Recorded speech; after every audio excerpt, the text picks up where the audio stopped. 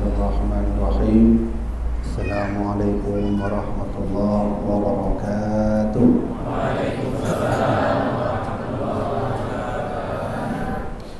Alhamdulillah al-barri al-jawad alladhi ni'amahu 'anil absar bil i'dad al-manni bil lutfi al-hadi ila sabil ar-rasyad الموفق لتفقه في الدين من إختاره من العباد أشهد أن لا إله إلا الله وأشهد أن محمدا عبده ورسوله لا نبي بعده اللهم صل على سيدنا محمد وعلى آل سيدنا محمد أما بعد.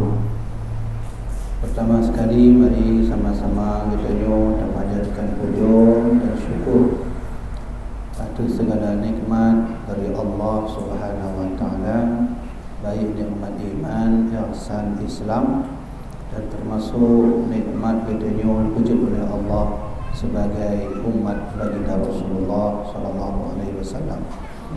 Salawat dan salam tak lupa kita junjungkan kepada baginda Rasul, penghulu Adam, Nabi dan guru yang paling kita cintai dari dunianya hingga akhirat adalah beliau baginda Rasulullah sallallahu alaihi wasallam. Dan salawat dan salam tak lupa kita berikan kepada sahabat dan ahli baginda Nabi dan kepada seluruh para generasi tabi'in atau tabi'in, ulama mutaqaddimin, ulama mutaakhirin. Salam ta'zim dan tuan pertama kali kepada Tuanku Ilmu Kampung, kepada Tuha Lapan Tengku Kecil, dan kepada Boleh dan Tuan yang MC penuh, dan kepada seluruh pemuda kampung. Alhamdulillah berkalan bak jamaahnya ke pemuda daripada orang Tuha.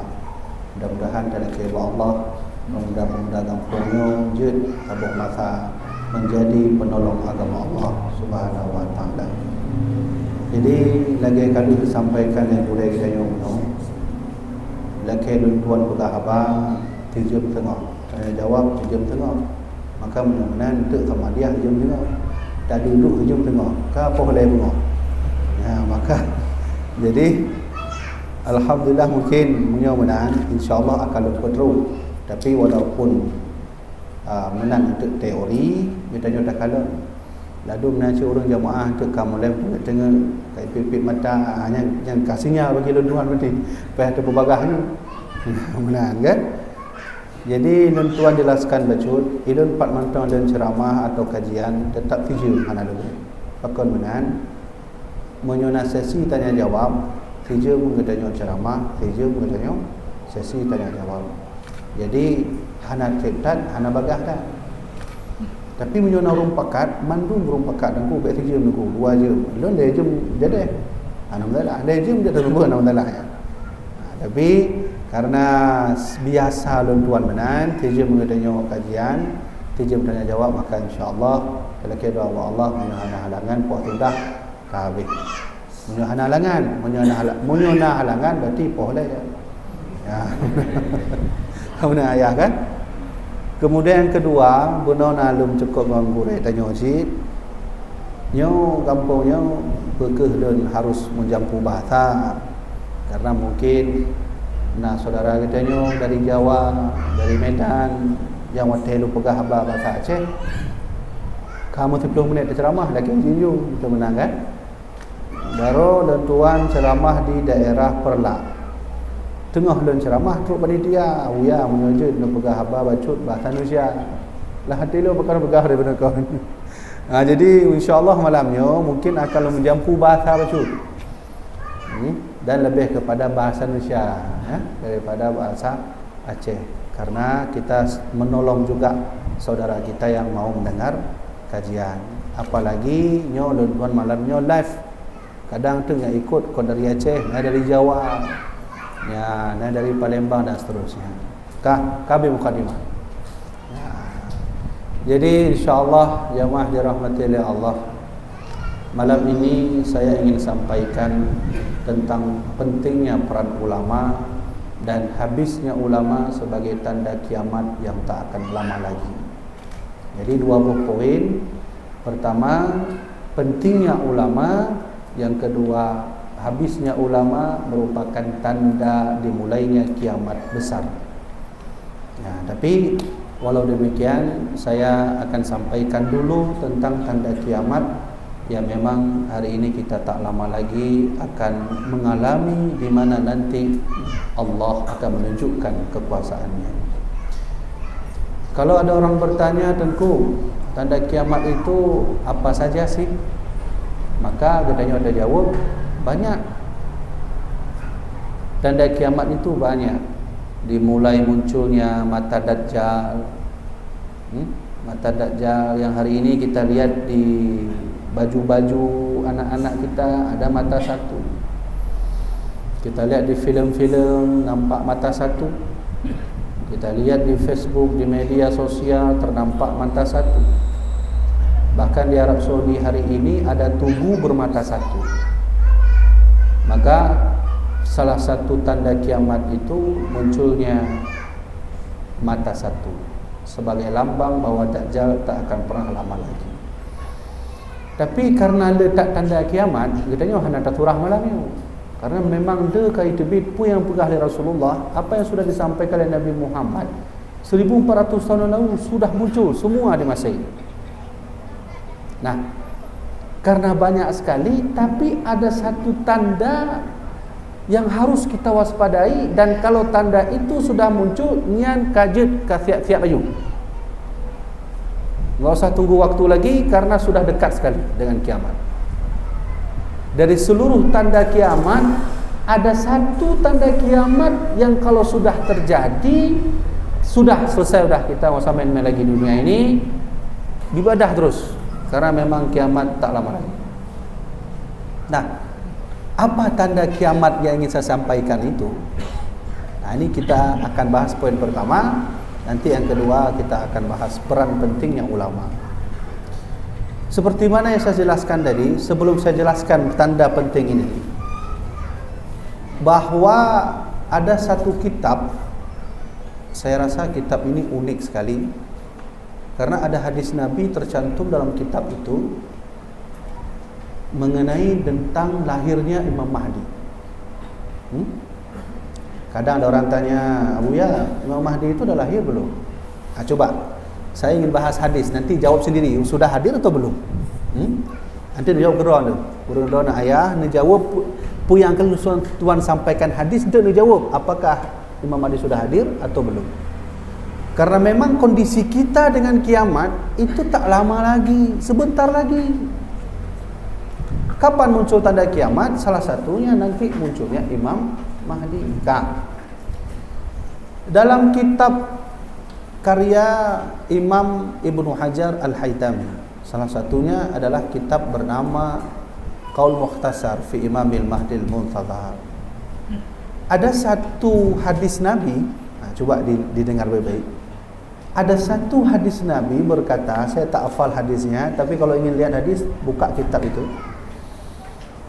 bahwa tak lama lagi datang kiamat, lahirnya Imam Mahdi. Tanda Imam Mahdi itu lahir setelah terjadinya beberapa peristiwa. Salah satu peristiwa itu, kata Nabi Muhammad, akan ada benda besar yang melewati bumi. Benda besar yang melewati bumi. Jino lo gede tanya Mbak Ron Bandung. Benda besar yang dikira Rasulullah yang kakak itu sudah hadir. Jangan bilang, oh belum tuh, masih lama kiamat, main-main aja dulu. Benda besar kata Rasulullah itu sudah muncul tahun 1983. Sedangkan kita 2020, 21 jangan hitung, karena kalau hitung tak betul. Apa benar? Muncul benda besar yang kata Rasulullah akan munculnya tanda Imam Mahdi, lahirnya Imam Mahdi adalah setelah terjadi peristiwa benda besar yang melewati bumi, dan itu terjadi tahun 1983. Benda besar itu yang disebut dengan komet Halley. Saya ajak terulang. Yang adik-adik sekalian yang mantau jak sekolah, nak buka buku bab astronomi, nak buka komet Halley. Komet Halley itu termasuk benda luar angkasa yang pernah melewati bumi, satu-satunya benda luar angkasa yang paling terbesar. Namanya komet Halley. Bahasa hadis Nabi tadi, sebelum lahir Imam Mahdi akan muncul benda besar. Benda besarnya kayak itu, sudah tahun 1983. Kita tanya tuan baduk ini terpegah ju tahun 2020. Pada tu masa antara kita tanya orang itu bit apa nanti yang komet Halley yang baduk. Nama belah tu? Terus kan? Terpegah ju menang kan? Atau 88 ton lah terpegah ju. 88 ton. Satu, saya enggak panjang di sini. Nanti kita akan membahas satu tanda kiamat yang sudah muncul, yang memang kalau itu dah muncul enggak usah lama-lama lagi kita. Maksudnya kita sudah mau menghampiri kiamat besar. Yang kedua, kata Rasulullah, Imam Mahdi tak akan pernah muncul, tak akan pernah lahir melainkan setelah terjadinya yang disebut dengan gerhana bulan. Terjadi selama 2 tahun berturut-turut. Artinya tahun pertama sekali, tahun kedua sekali. Dan itu terjadi tahun 1981, 1982. Gerhana terjadi bak bulan Ramadan. Tahun kurang belah 80 bulan Ramadan, tanggai 15 Ramadan. Kemudian tahun yang sama itu dalam gerhana bak tanggai 28 Ramadan. Yang dua go terbit gerhana selama 1 tahun bulan Ramadan. Tahun 1982 terjadi lagi gerhana di bulan Ramadan. Sama bulan Ramadan, bedanya tanggal 16, satu lagi tanggal 29. Sudah. Jarak muncul kiamat tadi, jarak muncul bulan, gerhana bulan tadi, gerhana matahari dengan masa kita adalah 38 tahun. Kita anggap saja 30 tahun. Nak tanya Mbak Gure itu, lehua darinya, nak tanya Gure, nak buka kitab, nak terbut kamu tiap kitab Kashful Ghaibiyah bab tentang Imam Mahdi. Nak buka. Di situ tertulis Imam Mahdi akan dinobatkan oleh Allah sebagai Imam Mahdi ketika umur beliau 40 tahun.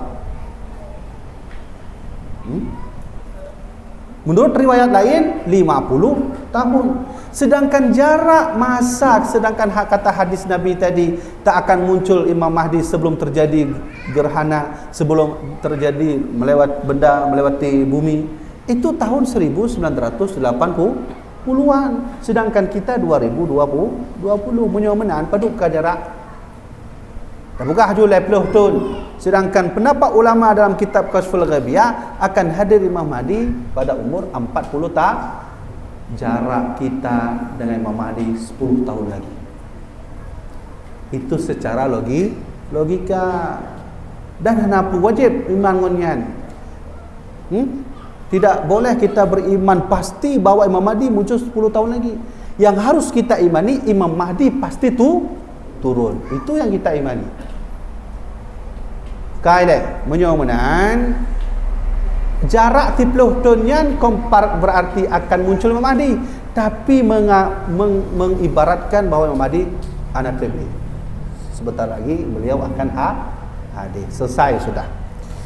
Tanda kiamat yang tuan sampaikan benar yang sebahagian ni. Nah, nyo lu kena sebutkan mak ayah nasabuh tanda kiamat yang munyokatru tanda kiamatnya nyan kamulai hana terpilih. Apa kata Rasulullah? Kata Nabi Muhammad, min asrati as-sa'ah, salah satu tanda kiamat besar adalah yathbitul juhal, Allah akan mengangkat orang-orang bodoh menjadi para alim ulama. Wa yurfa'ul ilmu, dan ilmu yang akan Allah akan mengangkat ilmu sebenar-benarnya. Ulang 3 kali. Min asratis sa'ah, tanda-tanda kiamat salah satunya adalah kata Rasulullah, yurfa'ul ilmu akan mulai diangkat oleh Allah Subhanahu wa taala, wa yathbutal juhal, dan Allah akan menghadirkan ulama-ulama bodoh. Sekarang saya ingin tanya, maksud Allah mengangkat ilmu itu apa? Bagaimana definisinya ilmu yang diangkat oleh Allah itu? Kalian langsung tanya kepada Nabi Muhammad aja. Anggap betul tanya hana form babnya. Tak bukan hana form walaupun form. Walaupun lentuan termasuk form, tak bukan hana form je. Kalian. Sahabat bertanya, ya Rasulullah, apa maksud Allah mengangkat ilmu? Bagaimana cara Allah mengangkat ilmu ya Rasulullah? Maka Nabi bersabda, innallaha la yaqbitul ilma intiza'an yantazi'u minal ibad. Walakin yantazul ilma biqabdil ulama. Sesungguhnya Allah itu kalau ingin mengangkat ilmu dari seorang hamba, caranya adalah biqabdil ulama, ditinggalkan, diwafatkan ulama. Ayah, dari mulai tahun ini, bulan Januari tanggal 2 sampai tanggal 18 Januari tahun 2021, 25 ulama Indonesia diangkat oleh Allah Subhanahu wa taala. Tanda kiamat tak lama lagi, kata Rasulullah tadi apa? Min asratis sa'ah, tanda kiamat sudah mulai dekat adalah apa kata Rasulullah? Yurfa'ul ilmu mulai diangkat. Bagaimana cara Allah mengangkat ilmu? Kata Rasulullah dalam hadis Bukhari, biqabdil ulama diwafatkan. Wafat.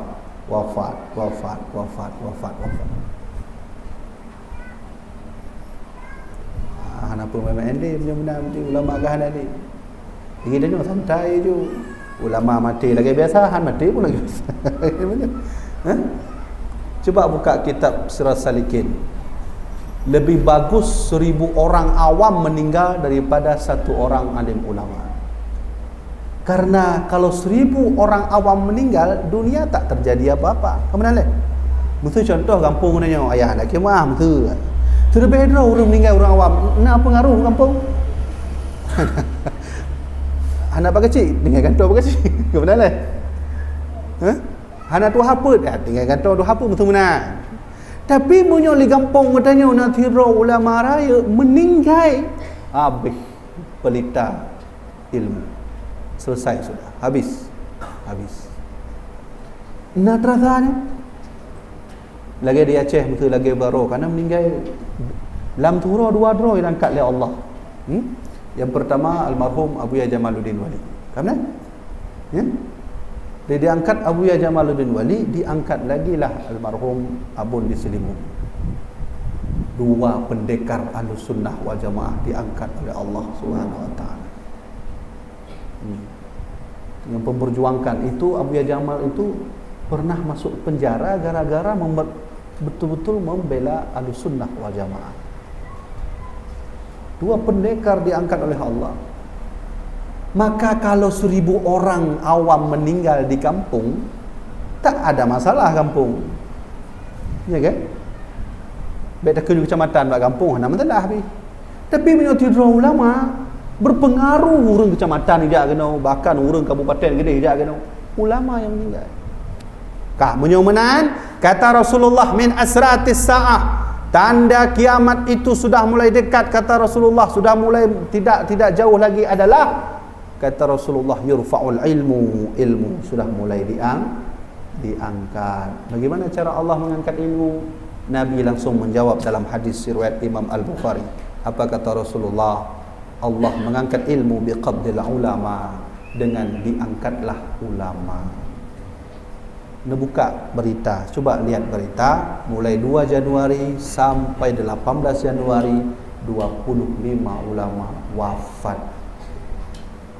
Hana main-mainnya 25 orang ulama kan di awal tahun 2021. Apa sih tandanya? Sekarang pertanyaan kami Tengku, kalau ulama banyak meninggal, apa yang akan terjadi? Pukul lagi biasa-biasa mana? Sahabat bertanya, ya Rasulullah, kalau ulama di masa itu tak ada lagi, apa yang terjadi Nabi? Ittakhadhan nasu ru'usan juhalan. Yang akan terjadi di masa itu, rakyat sudah mulai panik. Rakyat tak lagi bisa, masyarakat tak lagi bisa mencari hukum. Dan apa yang terjadi? Mereka akan menganggap dirinya ulama. Ittakhadhan nasu ru'usan juhalan. Nanti di masa itu, ulama-ulama itu banyak dari kalangan orang-orang yang bodoh. Dan apa yang terjadi kata Rasulullah? Fasu'ilu, ketika orang itu bertanya kepada ulama bodoh itu, fa'aftau fadallu wa adallu, yang akan terjadi mereka akan saling menyesatkan, sesat dan menyesatkan. Sekarang sudah mulai. Ulama ini bilang ini sesat, ulama ini bilang itu sesat, padahal sama-sama ulama. Kamu mulai itu kan? Sudah ada kan? Mana pun main-main mesti benar-benar. Itu ciri-ciri bahawa ulama sudah mulai tiada. Maka tidak perlu bermain-main lagi kalau sudah begitu. Allah sudah memberi sinyal besar untuk Indonesia. Ada yang salah di negeri kita ini. Ada yang salah. Sehingga Allah memberi sinyal, hei coba lihat, ulama kalian sudah aku ambil 25 orang. Apa masih main-main lagi? Sedangkan kata Rasulullah tadi, min asratis sa'ah yurfa'ul ilmu. Salah satu tanda kiamat diangkat ulama. Kan dia wajib dapat teh Rasulullah kan? Toh yang dapat teh Nabi Muhammad. Oh nya. Urang dapat teh Nabi Muhammad kaji Nabi Islam juga hana bulan ngapa Islam. Menyobat tingkat Nabi kali hikal Rasulullah langsung hana dapat teh ni. Ya mahdi rahmatillah Allah, ini sinyal besar. Coba lihat, kita harus peka terhadap kejadian di Indonesia ini. Setelah meninggal ulama, apa yang terjadi? Mamuju terjadi gempa, Manado banjir, Bali banjir. Kita harus peka itu. Kenapa harus peka? Sebagai orang menganggap itu kejadian alamiah. Kamu mana? Hanya biasa dongku banjir. Kamu mana? Orang punya kalau banjir biasa. Kalau gempa biasa. Tapi BMKG hari ini merasa aneh melihat 1 bulan ini saja gempa terjadi 250 lebih. Yang biasa tak terjadi, dalam 1 bulan gempa di Indonesia terjadi jumlahnya 250 lebih. BMKG saja kaget melihat data gempa Indonesia awal bulan. Ini tanda. Mamuju itu berapa? Mamujunya Pak Sulawesi ya? Sulawesi, Subara. BMKG saja melihat data gempa bumi Indonesia di awal tahun saja 250 lebih. Ini sinyal bahawa nanti akan menjalar ke sini. Kita sudah ditegur oleh Allah melalui tsunami. Tapi lagi biasa aja, nam tu bertobat. Ni tanya anak dong tsunami, anak itu, ya. Anak, ilun tuan langsung ini ni. Termasuk mantan ahli berenang tsunami. Selamat ilun tuan alhamdulillah. Nanti anak-anak selamat. Oh, dulu waktu kami kena tsunami digulung oleh air. Air sudah hitam, dalam air itu ada paku, ada manusia, sapi, kambing, ayam. Kipas angin leh pupulamnya tu. Teruk motor je motor lah. Lamnya ni banyak kamu cawa-cawa lamnya. Waktu kami kena tsunami dulu sudah sama seperti kiamat. Ada yang model orang waktu tsunami datang dia selamatkan mobilnya terkena air. Ada yang model sedang datang gelombang, model orang menyelamatkan hartanya. Persis sama kiamat nanti yang akan terjadi. Dan saya dialami oleh Allah langsung, seolah-olah Allah berbicara, Habibi, coba kau rasakan bagaimana tanda kiamat yang aku kirim. Dikirim oleh Allah. Kami termasuk daftar orang yang masuk list yang terkena tsunami oleh malaikat-malaikat Allah. Kan? Oh, waktu digulung itu tak apa-apa isi dalam. Maka oleh kerana itu, jamaah dirahmati oleh Allah, saya ingin sampaikan sebenarnya ulama meninggal itu adalah merupakan bala bagi kita semua. Maka dalam satu hadis saya ambil dalam kitab Ihya Ulumuddin, kata Rasulullah, kalaulah ulama meninggal kita merasa biasa-biasa saja, fahuwa munafiqun, orang itu adalah orang munafik. Ya? Saya ulangi lagi, kata Rasulullah, kalau ada ulama yang wafat kita biasa-biasa saja, menangis enggak, gede enggak bu, hana cik, lagi biasa aja, fahuwa munafiqun, dia itu orang munafik. Ya, orang munafik itu di mana posisinya? Innal munafiqin fi darkil asfali minan nar. Sesungguhnya orang munafik di dalam neraka nanti berada di paling bawah neraka, neraka yang paling keji, yang paling besar siksaan dari Allah Subhanahu wa taala. Orang kafir dengan orang munafik lebih mulia orang kafir.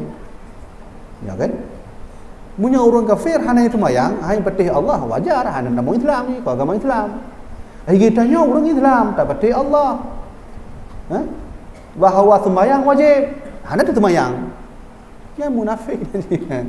Maka dia lebih hayu orang kafir daripada orang munafik. Coba buka kitab I'anatul Talibin.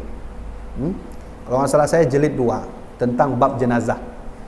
Di situ tertulis ada derajat-derajat hamba-hamba Allah. Kita nanti kalau wafat, ruh-ruh itu akan dikumpulkan Allah dalam satu tempat. Pertama, ada ruh disebut dengan ruhul a'zam, ruhul kiram, ruh yang paling mulia, yaitu ruh para nabi. Nabi kalau wafat langsung diletakkan oleh Allah di Jannatul Naim, dalam surga. Itu dalam kitab I'anah saya lihat. Jadi Nabi Muhammad, Nabi Daud, Nabi Sulaiman, Nabi Adam, semua dalam surga. Bisa makan makanan surga. Setelah itu, ruh di bawahnya adalah ruh para alim ulama. Langsung, coba lihat. Langsung ulama, bukan yang lain, ulama. Maka wajar kata Rasulullah, tushfa'u yaumal qiyamah, di hari kiamat nanti akan diberi syafaat oleh Allah. Yang pertama, al-anbiya, para nabi. Yang kedua, wal ulama, para alim ulama. Nanti kita akan bahas poin yang kedua tentang pentingnya peran ulama. Baru yang ketiga Rasulullah katakan wasyuhada, orang yang mati dalam keadaan syahid. Para nabi sudah ada dalam surga, bisa makan, minum, terserah apa mau minum Coca-Cola situ, sanggar, kopi, semua ada di sana. Setelah daripada itu baru ruh para ulama. Di mana ruh para ulama? Ruh Abu Dawali, kemudian ruh Abu Hasan Krungkali, ruh Abu Panton dan seterusnya. Itu semua ada di dalam surga, tapi belum bisa makan, belum bisa mengkonsumsi kenikmatan surga.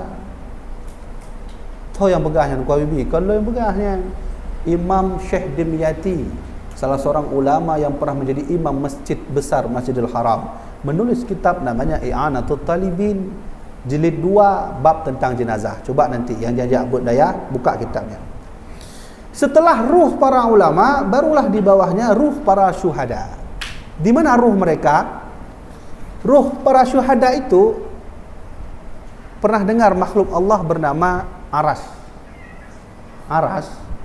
Aras itu di bawahnya ada seperti kendil. Kendil itu kalau bahasa kita nyo, panyot lah.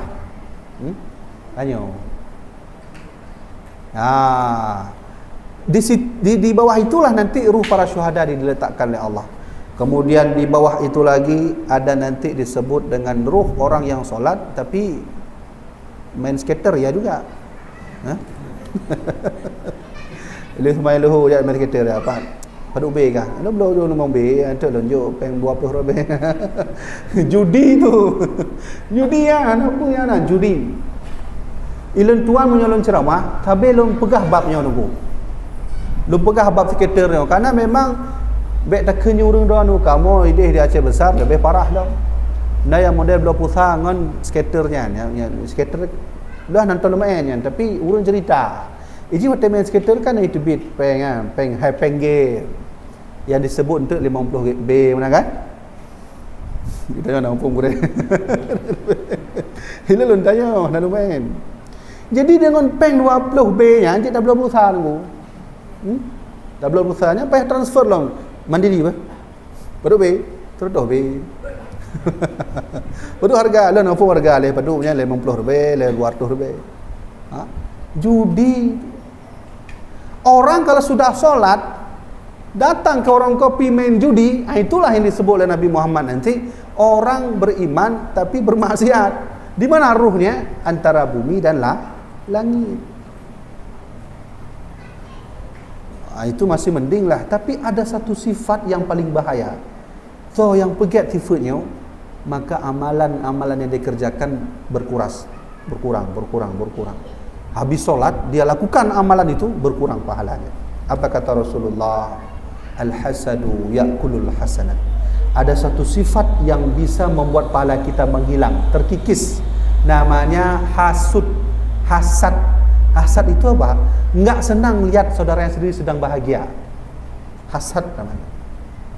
Tetangga baru dapat gaji, beli mobil.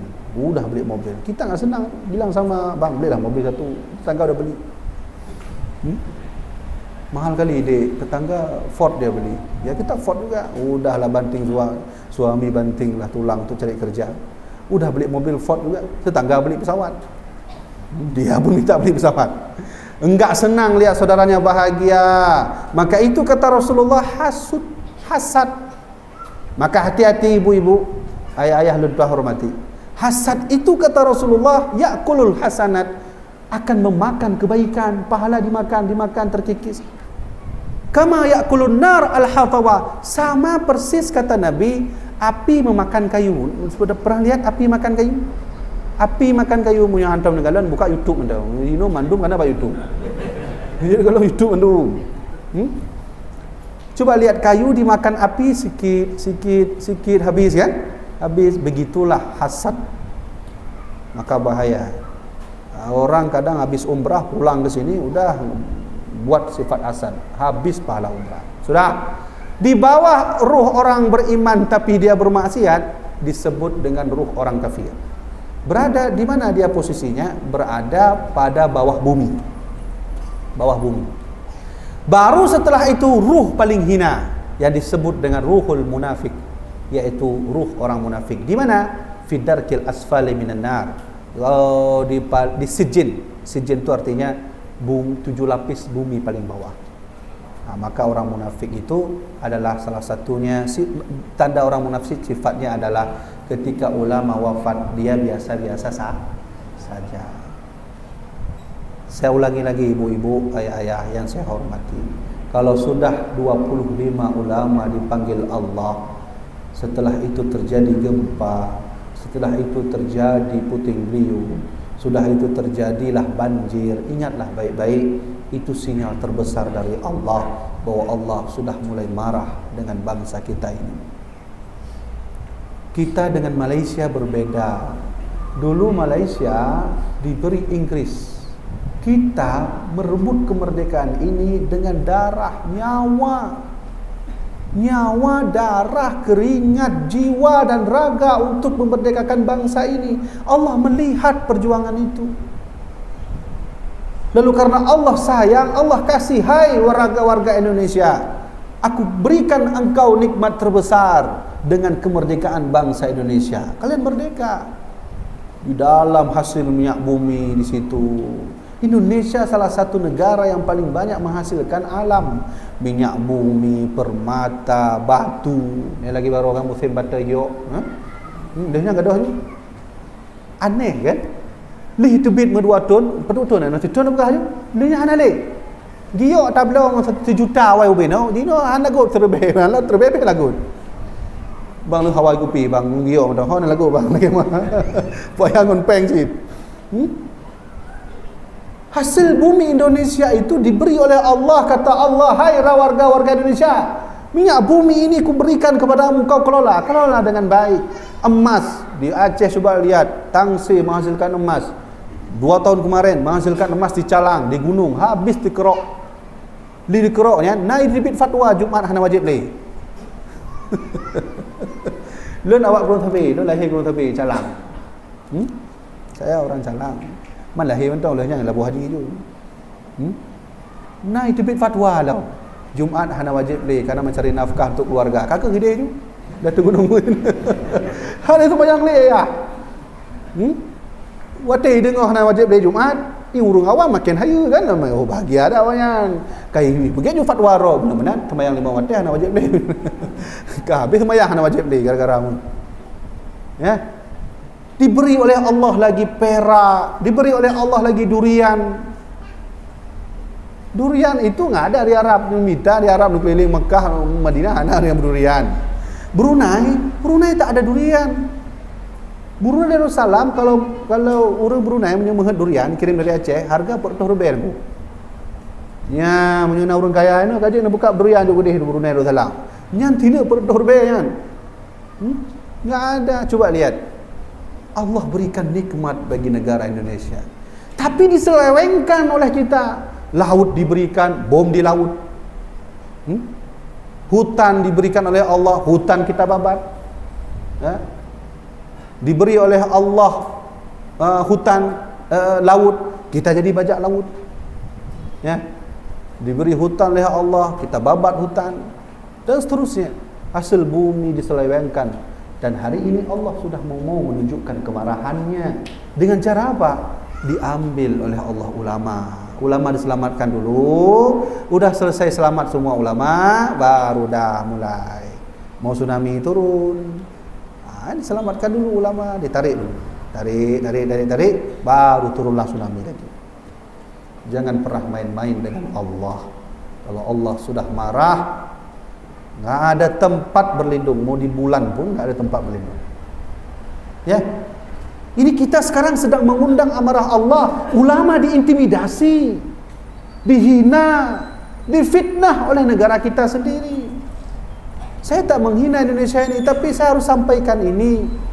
Sudahlah cukup, jangan menghina ulama. Ulama itu warathatul anbiya, pewaris para nabi.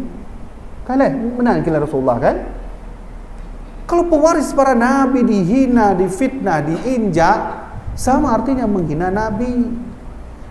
Kalau nabi sudah berdoa, ya Allah ya Tuhanku, kekasihku sudah dihina di negeri Indonesia, ya Allah, turunkan azab ya Allah. Yang kabeh ini Nabi Muhammad kamu lagi yang menang. Sudahlah cukup kita ditegur oleh Allah dengan tsunami itu.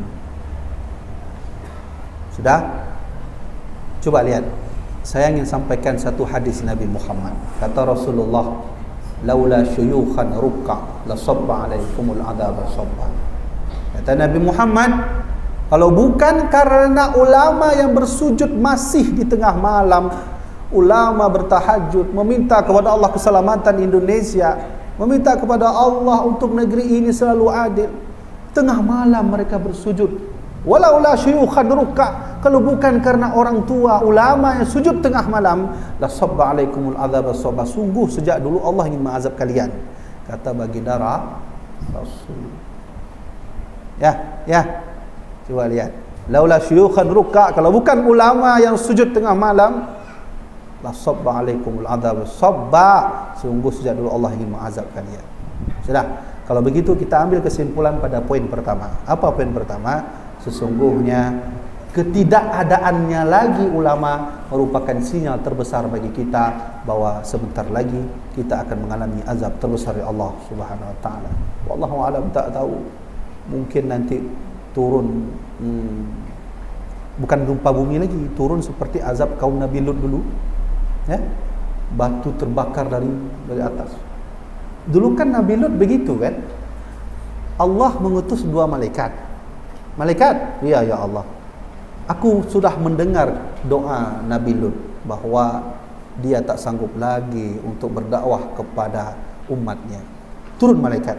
Iya ya Allah, turun malaikat. Datang 2 orang malaikat kepada Nabi Lut. Nabi Lut, iya, kami malaikat. Bagaimana? Nabi Lut, sebelum subuh perintah Allah, engkau dan orang-orang pengikut berangkat. Ada apa? Kami ingin mengazab kampung engkau wahai. Coba lihat, begitu kan? Sama seperti hari ini ulama diangkat dulu, diajak pergi, disuruh pergi oleh malaikat. Cuma bedanya diwafatkan, berangkat, dah selesai semua. Wallahualam, mungkin nanti bulan Februari 30 ulama meninggal. Kita dari Aceh, Habib Ali ya, Habib Ali perwakilan dari Aceh yang Allah tarik ya nyawanya. Man tergolong tahun 2020 kan yang meninggal ilham kan? Tahun 2020 akhir Desember. Ulama besar juga meninggal. Abu Din di Bakoi Aceh Besar. Termasuk Abu sih, Gure. Kemudian meninggal ilham Abu Baluh Gading. Ulama yang tarik ya. Kau orang biasa nak puyo lugu. Dia mudah dah gantau. Orang biasa. Punya ulama gimana gantau? Tak gantau ulama pi payah dah. Harus tajak abut lai ji 20 tahun. Kemudian harus bantu agama Allah 50 tahun lai baru jadi ulama. Punya orang awam mudah. Punya orang awam lagi biasa aja nak kuliah apa, nak kuliah apa, lagi buat biasa. Sudah selesai. Oleh karena itu, yang harus kita kerjakan hari ini adalah tolong ulama jangan dihina, jangan difitnah. Mari kita jaga ulama.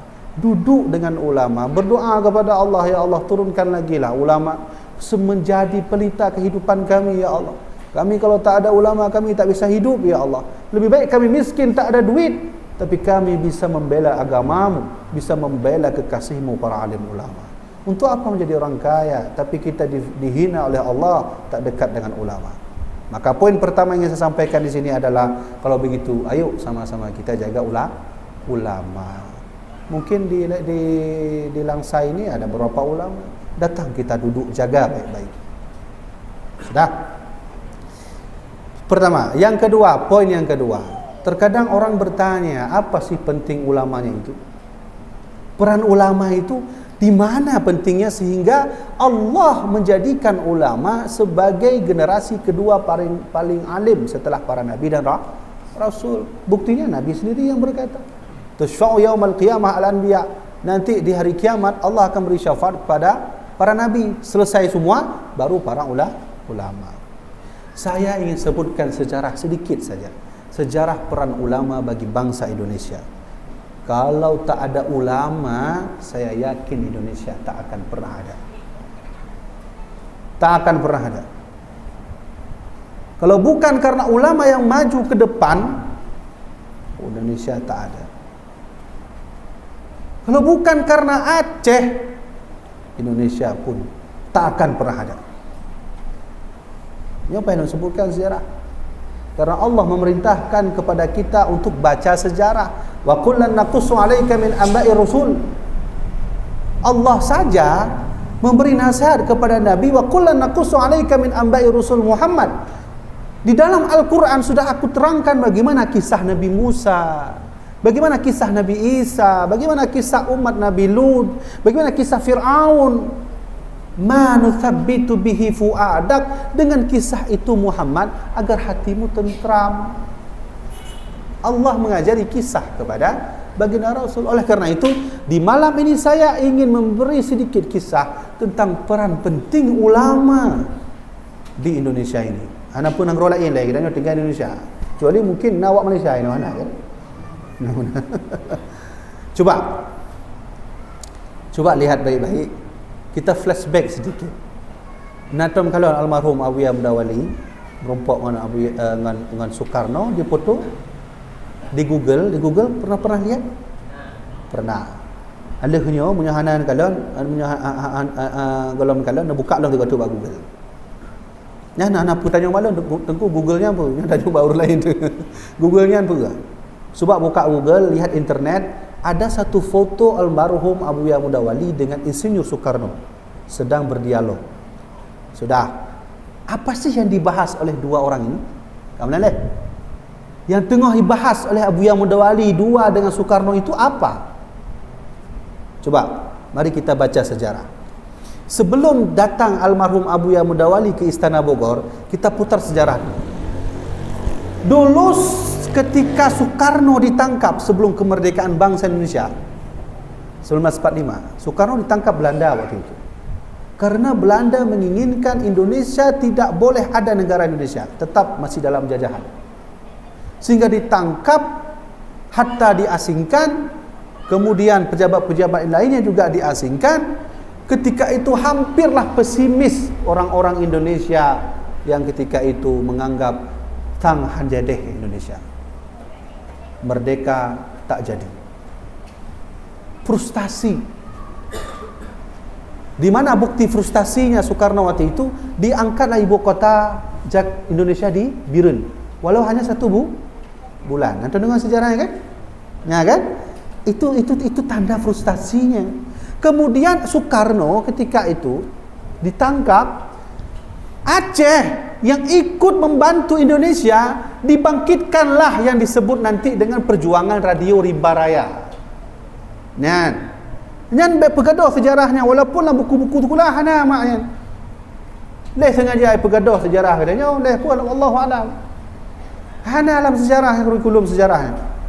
Radio Rimba Raya itu punya orang Aceh. Ketika pesimislah para pejabat negara untuk memerdekakan bangsa ini, Aceh yang bergerak, ipiplungnya negara Radio Rimba Raya. Terus bahasa Udin diputar. Diberi khabar, Thailand, kami siap merdeka. Amerika, kami tetap akan merdeka. Swiss, kami tetap akan merdeka. Wahai Jepang, kami tetap akan merdeka. Semua suara masuk ke Amerika, ke Inggris. Wallahu a'lam, dipat bangkai radionya pakai publik, namanya nyan mahal harganya. Radio Rimba Raya itu diputar sehingga Belanda mencari Radio Rimba Raya untuk dimusnahkan, enggak dapat. Orang kitanya teruk bautunya, diterima oleh orang lain bautunya. Kitanya tak pelong lain. Radionya melek apa lain. Dia melek untuk bautun. Teruk bautun lain, diterima oleh orang lain. Orangnya balik. Yang mana kalau perjuangan orang kitanya membantu Indonesia. Tentu ada kekuatan di rakyat Indonesia ketika itu sehingga berani, kuat. Siapa pemompangnya? Alim ulama. Soekarno datang ke Aceh, datang ke Hotel Aceh. Nah, depan Hotel Aceh. Yang paling jelaskan buat adik-adik. Ya, nak boleh. Adik-adiknya yang memperjuangkan tengok menentangkan dari kampung lainnya kajak bupati, kan? Harus bela agama. Nyalek. Hotel Aceh nya punya orang dah nejak ke bandar Aceh. Masjid Raya kan, naik samping Masjid Raya na tugu-tugu warna-warninya. Samping Masjid Raya, Cina Tabon. Pun nanti halapan belang padang nanti kan. Taman Sari. Di samping Masjid Raya itu ada tugu kuning, merah, Nyan awal Hotel Aceh, tempat persinggahan Soekarno datang ke Aceh minta bantuan kepada orang Aceh untuk memerdekakan bangsa Indonesia, ikut memerdekakan bangsa Indonesia. Sehingga waktu itu perwakilan ulama termasuk Daud Bereh datang memberi bantuan. Sehingga Daud Bereh ketika itu memberi jawaban, siap kami bantu Indonesia dengan syarat Aceh tetap harus bersyariat Islam. Don menau. Memang Daud Bereh itu berselisih nanti dengan Abu Yahya Wali, tapi kon babnya lalu bahas. Bukan bab itu. Saya ingin bercerita tentang peran Aceh membantu Indonesia. Kalian. Sehingga datanglah seorang orang kaya bernama Tengku Cik di Markam. Tengku Cik di Markam itulah yang menyumbangkan beberapa kilo emas sehingga diabadikan di Monas hari ini. Tengku Cik di Markam. Hanya tulis sejarahnya dalam buku sejarah pula.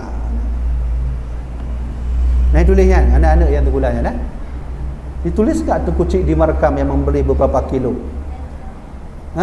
Kemudian para alim ulama juga ikut membantu bangsa Indonesia dengan cara mandum Tengku Imum turun kampung. Nepegah abang urang kampung, kita siap membela negara. Apapun ada kelebihan, kasih ke sini. Kita akan olah jadi duit. Kita kirim ke pusat. Sehingga mandum ulama turun kampung, begah le ulama kita bantu Indonesia. Nanti tira orang jak abu len na meh temayam nyon Indonesia apa? Na lom tu modal orang jak ber. Abu lu hana meh lon na ber nyon Indonesia. Na lom tu ijak kena ne intat peng abu lu na peng luar tu be ni cok untuk Indonesia. Dikumpulkan, dibelilah pesawat. Ni kalian peran ulama, dibeli pesawat Selawah 001, Selawah 002, Selawah 003. Inilah pesawat cikal bakal yang disebut nanti pesawat Garuda Indonesia. Garuda Indonesia ini cikal bakalnya, ini kakeknya ini. Ada itu dalam sejarahnya. Man dekupat dibaca ilun mana? Ilun tuan, galak dak lu merumpok ngan urung-urung tuha. Urung tuha ka tuha dak. Lu merumpok lelaki tu. Abu nujuk tak ada bagi kopi. Kah ke lelaki cerita Abu. Abu tuan peduk dep. Dia buka tok tuannya. Oh, masa Jepang Abu. Ya, masa Jepang. Masa Jepang gimana Abu? Cerita dia. cerita. Ilun lebih sahih lun tanya guna daripada baca buku. Munyo tak baca buku kadang tu diolah oleh orang lain. Kata-kata tu naik tambah ni. Tapi punya orang yang langsung mengalami sejarahnya lebih sahih. Lebih benar sejarahnya. Dibelilah Selawah 001, 002 dikirim untuk Soekarno. Soekarno berangkat menuju ke Amerika. Memproklamirkan bangsa Indonesia menuju ke Swiss, menuju ke Inggris dengan pesawat Selawah 001. Bantuan siapa? Orang Aceh. Siapa yang suruh? Ulama. Jangan pernah meremehkan ulama. Kalau tak ada ulama Aceh, maka sungguh tak ada Indonesia ini. Tapi disayangnya sejarah itu ditutup. Wallahu alam, ada pihak yang tak mau mengungkapkan sejarah itu. Ya. Atau mana orang kita nyobek, oh hayu dah orang Aceh, alhamdulillah lo je orang Aceh. Kenapa payah hira orang Aceh? Apa jasa orang Aceh untuk bangsanya? Hana tu pun tak payah hira tu. Ya? Coba lihat. Ya, sudah. Dibelilah Selawah 001. Wallahu alam. Yang di Taman Sari di Belang Padang kan, pesawat nak tonjak Belang mak kan? Pernah pergi Belang Padang, kan ada pesawat kan? Itu pesawat dulu itu. Siapa yang orang Jakarta di sini coba pergi ke Taman Mini. Taman Mini itu ada rumah Aceh. Di samping rumah Aceh ada pesawat. Wallahu alam apakah itu dulu Selawah bantuan orang Aceh atau itu pesawat replika biasa. Sudah. Yang lo depa pesawat nombor ilek kai pula oleh awak Indonesia ke Singapura. Inilah cikal bakal pesawat Garuda Indonesia. Aceh. Kale. Isunya Soekarno sudah dapat bantuan dari orang Aceh, sudah terbangun dia menjadi presiden pertama bangsa Indonesia. Sudah. Ketika sudah menjadi presiden pertama, terjadi polemik di kalangan ulama tahun 1950-an. Apa yang terjadi? Para alim ulama mulai mengatakan Presiden Soekarno tak sah jadi presiden karena tidak sesuai dengan aturan Islam. Tidak sesuai dengan kitab Islam. Kitab kuningnya. Itu bid kan? Mulai bermunculan habanya. Sehingga Soekarno ketika itu hanya hayu Soekarno kan? Walaupun beliau itu tidak disetujui oleh para ahli ulama sebagai presiden, beliau mengundang ulama datang musyawarah. Hanya kan hayu. Nyan hayu presiden punya walaupun dihina, oh len natifut bro, tolong nasihat lu tak najak atau bah kamu jak. Dan Soekarno begitu.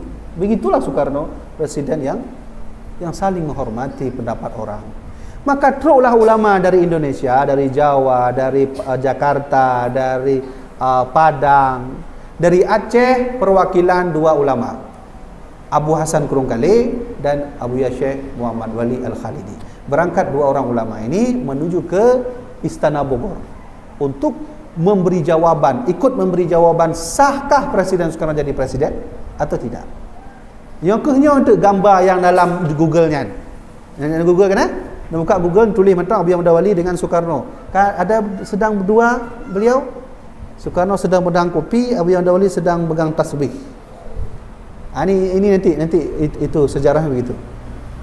Sampai ke Istana Bogor, ketika itulah para alim ulama mulai memberi jawaban. Hampir semua ulama memberi jawaban Soekarno tetap tidak sah jadi presiden dalam aturan Islam. Maka Soekarno meminta dari Aceh, bagaimana pendapat ulama Aceh? Bangun. Maka Abu Hamzah Wali nepegah bak gure gonyan Abu Hasan Kurungkali, Abu laki izin balun beri jawaban. Silakan ya. Berangkat. Maka baru situlah Abu Hamzah Wali memberi jawaban. Soekarno sah jadi presiden dengan syarat ad-darurah bisyaukah. Itu bid bahasa Al-Marwawiyah. Ad-darurah bisyaukah. Apa arti ad-darurah bisyaukah? Seolah-olah waktu ketika itu tak ada pemuda yang paling kuat yang ditakuti Amerika dan Inggris kecuali Soekarno. Tak ada. Seandainya kita katakan Soekarno tidak sah, yakinlah pemuda waktu itu tak ada seperti Soekarno. Maka ad-darurah bisyaukah, mudah-mudahan kaji Soekarno maju lagi. Karena masa Soekarno memimpin, Amerika takut dengan Soekarno. Di mana takutnya Amerika? Ketika salah satu CIA, ya, FBI ditemui Soekarno langsung dalam pesawat mengikut jamaah rombongan Soekarno, mata-mata Amerika. Oh, Soekarno ni otaknya kuat ya. Dia tahu siapa intel dalam itu. Ditakuti Amerika. Inggris begitu juga. Kuikilai Soekarno, Amerika kita serika, Inggris kita linggis. Nah, apa? Amerika kita serika, Inggris kita linggis. Maka kata Abu Yahya Mudawali, kalau begitu tidak ada pemuda yang seperti beliau. Kalau begitu angkat. Ulama Jawa meminta referensi. Dari mana wahai Ustaz Muhammad Wali? Dari mana kau dapat jawaban itu? Aku dapat dari kitab Tuhfatul Muhtaj. Nah, ini tanda ulama kita dulu alim. Kalau lagunya Pak alim roh, munyonya kan lagunya kan urang Pak alim roh. Masa dulu dijawab Tuhfatul Muhtaj. Dibuka ulama Jawa, ternyata didapatlah dalam kitab Tuhfatul Muhtaj. Ketika itu ulama semua sepakat Soekarno sah menjadi presiden. Datanglah Soekarno ke Abu Yahya Mudawali. Ya, inilah yang difoto nanti itu.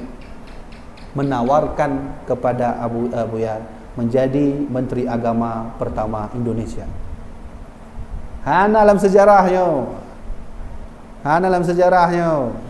Minta Google hana cik. Karena lu tanya langsung bak urun tuha awai le haji. Yang ketuha-tuha dah. Ternyata orang awai mengingat sejarahnya lebih kuat daripada teringat draw je lupa pegala baju bolong. Ya? Ya? Urun tuha yang kedua je, Abu mana baju Abu? Oh yang kedua. Tapi punya sejarah, tinggal dah sejarah. Maka lain di rumah, nak salah tidur urang tuha, termasuk ayah daripada Abu Ahmad, agaknya lulusan dari Selimun, nyan teringat mendum yang ulama PD awai so, ulama ID so awai teringat mendum ya. Ketika itulah ditawarkan oleh Soekarno menjadi menjadi Menteri Agama pertama Indonesia. Abu Yahya menolak. Nah, kalau mbak Google, coba lihat ada foto almarhum Abu Yahya Mudawali begini. Dua buah versi. Nah, yang lagi nyo pegang tasbih, tabuh tu benau. Nyalon tanya mbak urang cik gede lah buah haji, tanya, yang pui pegah lah Abu Yahya Mudawali kan. Ditanya. Ditolak menjadi Menteri Agama pertama. Lalu diberilah hadiah. Semua hadiah Soekarno berikan kepada beliau, beliau tolak. Cuma satu hadiah beliau terima. Jengset. Pemberian Soekarno, dikasih Soekarno jengset. Jengset itulah dibawa ke Aceh, ditaruh di gedung Permata Intan. So yang tunjuk Labu Haji? Nah lah mungkin kan? Yang kali jak Labu Haji, nah tabuh gedung yang lagi piramida, yang ikut rumah almarhum Abu Yahya Nasir. Yang di atasnya bulat kan. Lagi piramida ni. Tapi bulat yang tengah. Ini tempat jengset awal. Hingga di Aceh Selatan telah sebuah pesantren yang na listrik katanya adalah Darussalam Labuan Haji.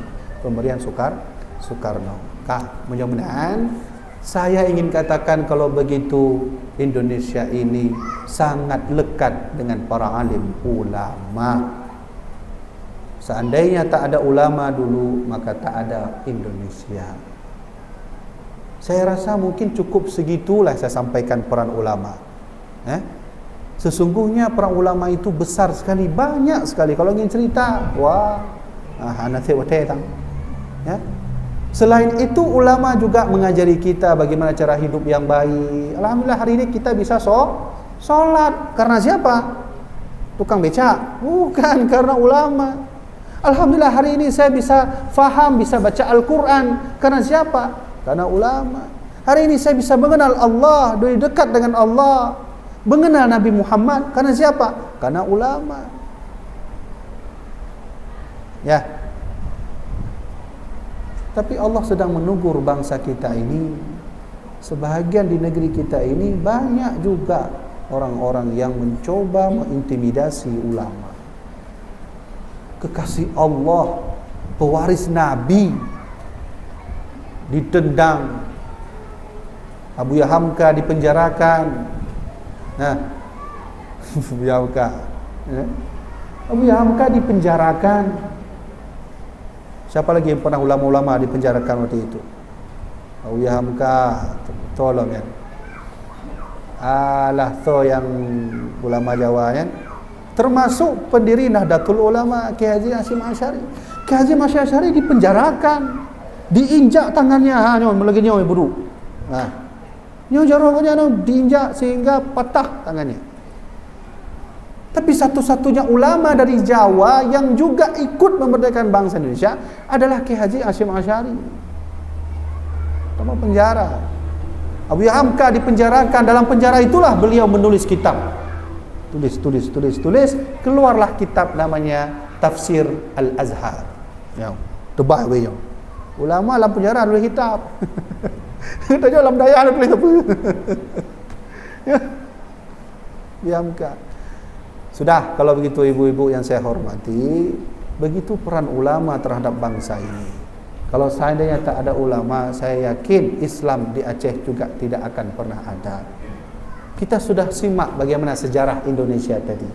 Sebelum Indonesia ada, juga hadir Abdul Rauf As-Singkili. Juga hadir Hamzah Fansuri. Hamzah Fansuri salah satu murid bernama Syekh Syamsuddin As-Sumatrani.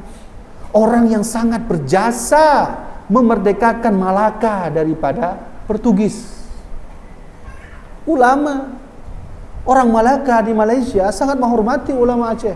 Kenapa? Mereka tahu Malaka waktu itu, kalau tidak ada Syekh Syamsuddin As-Sumatrani, Portugis menguasai Malaysia. Ya.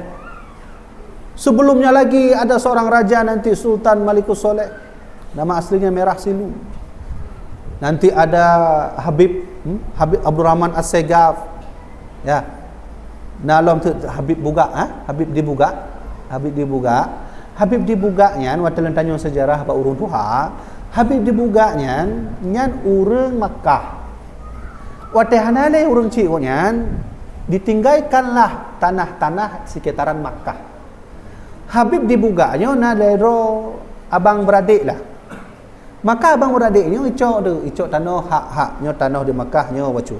Goknya kana. Dibugah lah habis dibuka nyo tanah lon khusus untuk urang Aceh. So urang Aceh jak berpendidikan di Makkah, jak umrah tinggal di sini gratis. Kenapa kok bisa begitunya ulama Makkah memberi tanah untuk orang Aceh? Ternyata ketika beliau waktu itu, waktu Arab Saudi sedang masuk-masuknya faham Khawarij yang ikutkan maulid bid'ah kan? Nah Khawarij kan? Maulid bid'ah, tahlil bid'ah, Somalia hana, mandum hana bawanya. Bagi Nabi Muhammad untuk wayan khusus untuk tanyuhan. Benar Khawarij. Larilah Habib dibuka. Sampai dibuka, maka diberilah salah tidur urang Aceh, beri kananya ulama dari Makkah, berilah tanah. Abu nak tinggal ini mentang, lonjok tanah nak temubut ke bawah. Nya menan. Sehingga masyarakat menanti ijuk wakaflah di tanah. Masyarakat menanti ijuk abunya untuk tanah wakaf. Di situlah beliau merasa terkesan dengan Aceh sehingga waktu ke hanale urang ci dihadiahkanlah tanah untuk orang Aceh. Yang huronyo hanale tanahnya tapi kaji ke hotel. Tapi wala menan hotel yang di atas tanah orang Aceh nya, so mantap orang Aceh jawab hotelnya diskon. Oh, hayu Aceh betul kan? Diskon dan seterusnya. Maka inilah peran para alim ulama. Tapi alangkah disayangnya mereka sudah mulai pergi menjauhi kita. Dan mereka tak menjauhi, tapi Allah yang berkehendak memanggil mereka. Peran ulama sudah mulai tak dipercaya lagi oleh kita sendiri. Peran ulama tidak mulai, ya, sudah orang tak percaya lagi tentang perjuangan mereka. Ulama sudah mulai menjauh, ulama sudah mulai berangkat, ulama sudah mulai menuju kepada Allah. Maka saya kembalikan cerita ini ke dalam hadis Nabi tadi. Kata Rasulullah, min asraris saati, bahwa tanda-tanda kiamat itu adalah yurfa'ul ilmu wa yathbutal juhal, akan diangkat ulama dan akan hadirnya ulama-ulama bodoh. Dalam Sahih Bukhari, Rasulullah pernah berkata, sayakhruju qaumun fi akhir zaman hudathul asnan wa sufa'il ahlam. Di akhir zaman nanti, kata Rasulullah, akan muncul suatu kaum yang kaum itu tidak ada ilmu, mengaku diri sebagai ulama. Tahu yang kenyat Nabi Muhammad sayakhruju qaumun fi akhir zaman. Di akhir zaman nanti, kata Rasulullah, akan hadirlah ahdathul asnan, pemuda-pemuda sufahal ahlam, tapi pikiran mereka bodoh. Hijab but letun wa waceh kaya pukah maulid lagi. Hanya orang bodoh. Dia tanya, dah bukan maulid. Teruk je hijab but, dia tanya 20 tahun hijab but nunggu. Pupu kitab ke habis, tak bajuri. Mereka habis menunggu kitab dah baca. Itu kunya ni hijab but dia luar negara. Tahu kena kaja hanya maulid. Bukan sesat tahlil. Sama dia hanya le. Jadi apa yang pegang oleh Rasulullah kan hadir. Kan benar kalau Nabi Muhammad ya kan? Yang lebih paling hilang lelaki mahluk pegang abang benar kan? Nah yang model orang ke thoi yang pakai maulud sama lagi but dosa lagi dina ngon mak. Nah ni ki. Ya mak segala ni. Sama lagi dina ngon mak dosa nyebut maulud. Punya main skater, tabang macul lah main skater. Habis hotel dengan skater semua yang hena dosa lebih. Janji dan apa. Tapi tak pakai maulud dinisbahkan kita yang pakai maulud sama lagi dina ngon mak dosa ni. Naudzubillah min dzalik. Jadi lun nangon, lun cerita macam, lun nangon, ngon lun tuannya orang pebuluh HP. Hewa jak buat telimum lah. Buka counter HP. Ini kan anak peci. Anak pakai peci, anak pakai apa? Ya? Teruklah salah tidur orang, ijak lah ini. Awak minum menan lah. Awak belah dia. Hijak yang belah HP. Dia tanya, bang, wifi-nya apa bang? Kebetulan ni ngon lo ni cerita lo longkem lo dengar. Tengku wate hijak orang kan, hijak belah HP. Lo ganto mandu wifi lo. Kode-kode lo ganto. Kebetulan pas cik tanya lewatnya, bang, ni kodenya apa? Maulid Nabi. Bukan lengon lo ni. Yang benar bang, serius ni. Ya, Maulid Nabi kodenya, kode wifi. Ipu dua HP berangkatnya. Ya kan? Bak kode wifi bengeh pula mau orang pergi maulid. Auzubillah min dzalik. Padahal Imam Zarhuni melumpang Rasulullah ni tanya langsung pada Nabi Muhammad, Nabi, kiban hukum orang pergi maulid jut Nabi? Ibu kali Rasulullah, siapa saja umatku yang mengadakan maulid karena rindu dan sayang kepada aku, maka aku rindu dan sayang pada mereka. Yang melumpuk Imam Zarhuni langsung melumpuk Rasulullah. Jadi orang melumpuk Nabi Muhammad, nak patih rana menyanahan patih batika menyalahi hadis Nabi. Puiklah Rasulullah, lam yabqa minan nubuwah, tidaklah tersisa mukjizat Nabi kecuali selain Al-Quran al-mubasyirat. Sahabat nak hukumnya, mahiyal mubasyirat ya Rasulullah. Mubasyiratnya apa? Ru'yah salihah, bermimpi dengan aku. Ya, Imam Zarhuni ilun kahek lo minta fatwa tentang masalah maulidnya. Ternyata mandum ulama setuju. Abu Bakar, Umar, Utsman, Ali, Imam As-Suyuti, Al-Hafidh, Imam Ibnu Katsir, Al-Mufassir, Al-Hafidh, kemudian Al-Hafidh Imam As-Sakhawi, kemudian pengarang kitab Tuhfatul Muhtaj Syekh Imam Ibnu Hajar Al-Haytami. Wah, dia dah menyelubung buku list-list ni mentau nama truk mesti 30 halaman. Semua ulama setuju tentang maulid. Truk je pegah maulid aja. Lun tantang orangnya, lun tantang hai menau.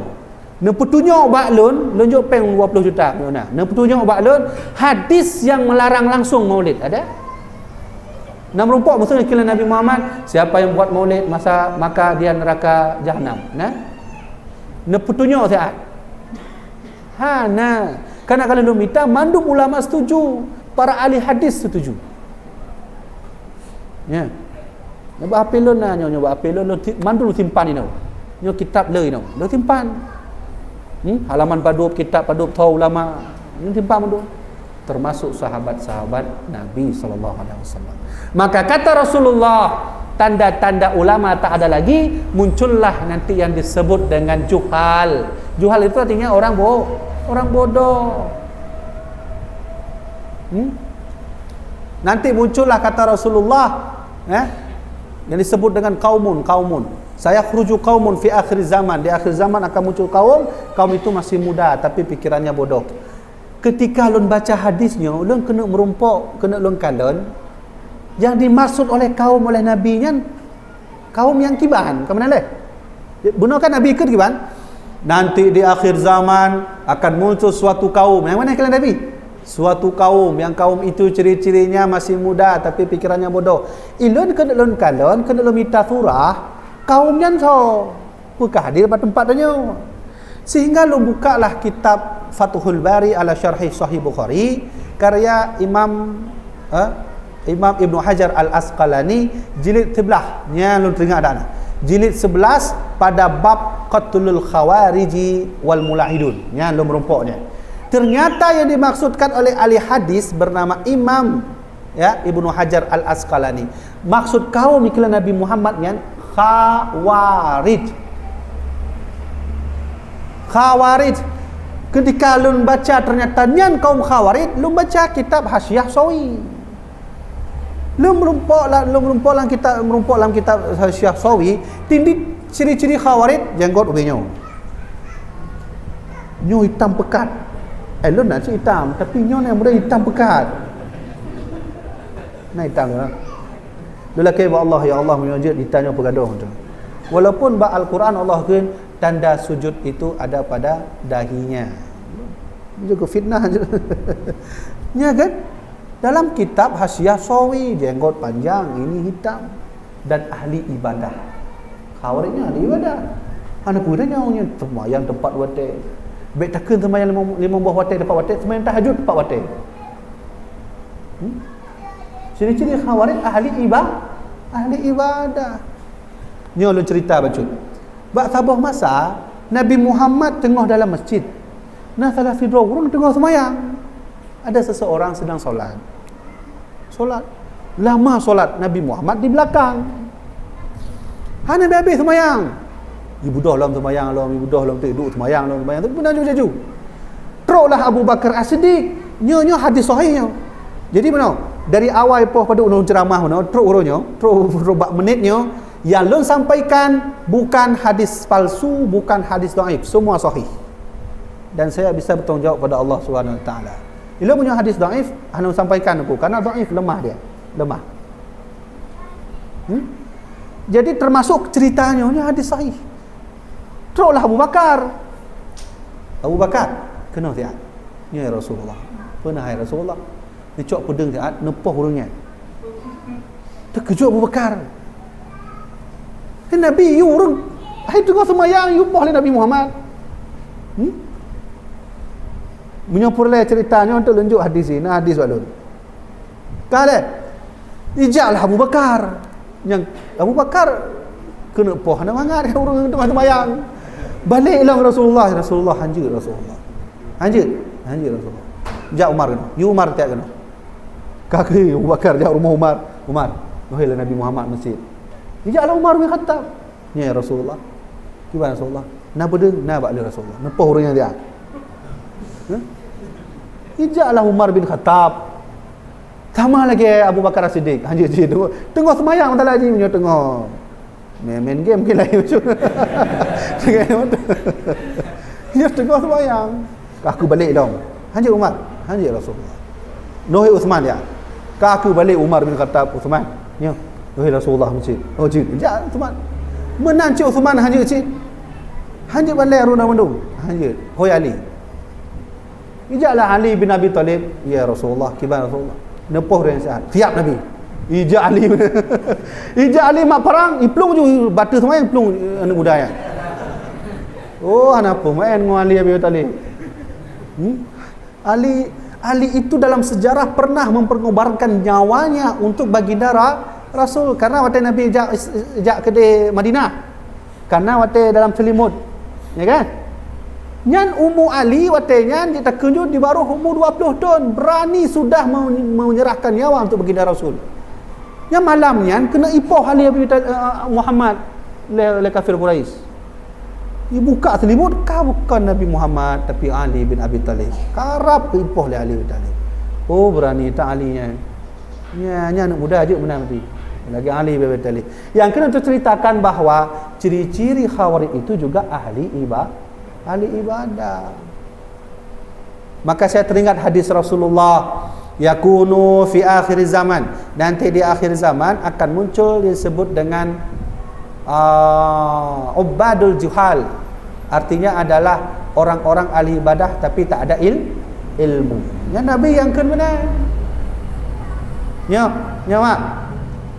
Ya. Kata Nabi Muhammad di akhir zaman, yakunu fi akhir zaman, di akhir zaman nanti akan muncul satu kelompok yang disebut dengan ubadul juhal. Ubadul juhalnya ahli ibadah tapi tak ada ilmu. Kakak semayang mana-mana je, Allahu Akbar. Nah lun kalian benar urus semayang. Nah dengku. Nah lun kalian benar dengku. Hai nak batu semayang dengku. Ya menyoma dua go benar ya, bisa dimaafkanlah karena menggerakkan sesuatu yang tak boleh digerakkan bisa terjadi makruh tahrim sehingga batal sembahyang. Nah kan? Bahaya. Nah model orang berfatwa roju bahawa peng ganja ajak tajuk untuk maulud. Nya watelun kejadian di ceramah di daerah Jenib. Tira orang telefon tengku. Abu ya lu kena tanya macam tak bohai je lu pegang mana. Jadi nak orang abu ya, ini hasil sabu. Hasil sabu, ipu belah sabu, icok pengnya puget maulud. Lu tanya kali hijau, kala. Oh kan dia lu pegang mana. Yang sama lagi tajuk bu ibarat Rasulullah. Masa hasil sabu je benan. Ini kan mulai jadi kader kan mak ayah. Nyo kamu mulai deh kan ulama Hanali. Kamu mulai karena kebodohan sudah muncul. Munyo menan hana pun tak travel dan udepnya munyo menan dah perkelah draw juga dan nyoman ilmu agama. Mari sama-sama dekati ulama, belajar lagi mengaji, duduk solat, ajarkan mengaji, hana pun ragu. Nah muda urang ka 70 tahun alih bah je le. Hana pun najak untuk baca semata-mata untuk membela ulama. Nyo terakhir untuk sampaikan karena apa hotel putih peluk mak menyona ana ayah menyona ana kajut ne berangkatkan ju urangnya ubak daya ni ciptakanlah urangnya je ke ulama tapi menyo seandainya kita nyo mehet anak dia tu pula hana masalah sih ne putro ju anak met kedih bak S3 tapi ingat agama nombor 1. Contoh ulun tuan anak almarhum Abu Ya Muhyiddin na 8 roh meninggal 2 roh tsunami adik lun tuan uring nau anak lika meninggal tsunami abang-abang ulun tuan yang phone adalah Taufik Muhyiddin Wali doktor spesialis penyakit dalam ibaruhnya Abi Hidayat Wali yang urangnya di Labuan Haji nya infrastruktur dayah Labuan Haji gonya nak olah ya sehingga urangnya ka hantip le dayah untuk urang tambung santri kalau lebih dari bero awai hana manan awai terbe sekian ini kalau lebih ka ibaruhnya lang punan Rahmat Muhyiddin Wali sastra Inggeris abang lontuang paling tua walaupun ulama walaupun tengku walaupun abu atau walid membela agama dalam bidang ilmu kedoktorannya. Gonyan menyona urang miskin hana peng ijak kanan mau ubat nuhoi malah le urangnya kena jak mau ubat kena hana peng pak hana pupeng jak kena jak suntik je ubat berangkat membela agama dalam segi ilmu kedoktorannya. Abang lu nak mulai benar sih sastra Inggris membela agama dengan kesastra Inggrisnya. Beliau menulis kitab dengan sastra Inggris bahasa Inggris. Kan hana katanya orang kan? Nah kita kira-kira kitab mahali dalam bahasa Inggris. Kalau benar. Dilon tuan habis-habis yo le almarhum Abu Ya yo jak berono bahasa Inggris. Lu pegang aja Abu Ya. Yo pe waktu robe habis pe ada le. Hai masa jahiliah Hawaii. Ya? Begitu. Lebih daripadanya baru sarjana hukum. Sarjana hukum menanji. Yang kedua tuan sampaikan adalah tuan adalah anak almarhum Abu Ya dari umi kedua yang phone. Yang kedua nak ikut goknyan baju yang lain hana. Tapi walau menan kamu dididik oleh almarhum Abu Ya walau jadi seorang doktor, walau jadi seorang sarjana hukum, walau jadi seorang sarjana ekonomi, walau jadi seorang sarjana Inggris, membela agama Allah nomor satu. Yang penting je baik mandung je ulama mandung ke doktor ke hanale. Nyan pandai je dengku. Kita dia sakit ulama teruk genan obat tina watuh lebih. Nah, kabeh ni. Menyana orang dia. Jadi oleh kerana itu, kalau memanglah anak kita mau jadikan sebagai orang yang pandai dalam bidang kedokteran, ingat agama itu nomor satu. Bela agama adalah nomor satu.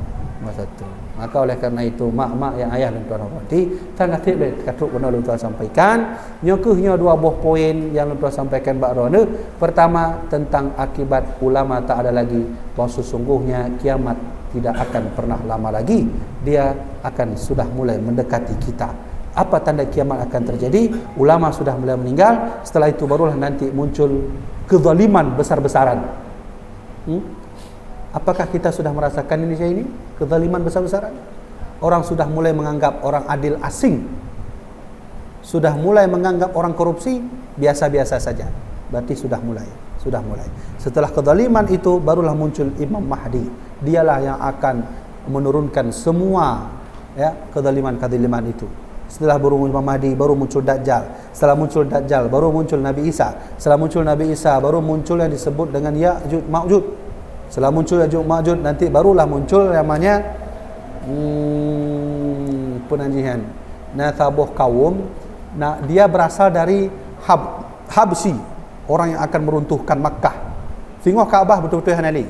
Betul-betul akan diserang lom tiga tu oleh dari kalangan Habsyi. Tentara Habsyi datang menghancurkan Kaabah, selesai. Nabi Isa dikuburkan di samping Nabi Muhammad. Imam Mahdi dikuburkan di samping Nabi Muhammad. Menurut riwayat Imam Mahdi ana trip, teruk buat dunianya cuman memimpin dunia selama 7 tahun. Setelah itu berangkat. Muncul Imam Mahdi dikuburkan di samping Nabi Muhammad. Nabi Isa menancit. Sudah sampailah Habasyah menghancurkan Kaabah. Ketika itu umat Muslim tak ada lagi rukun yang kelima, rukun Islam. Ada. Mulai kiamat. Nanti beli. Ya, maka oleh kerana itu marilah sama-sama kita jaga ulama, cintai ulama dan ciptakan generasi ulama terbaru dari anak-anak kita nanti. Mudah-mudahan anak-anak kita menjadi ulama, mudah-mudahan anak-anak kita menjadi orang yang akan membela agama Allah Subhanahu wa taala. Katib terkenal maka demikianlah dapat saya sampaikan.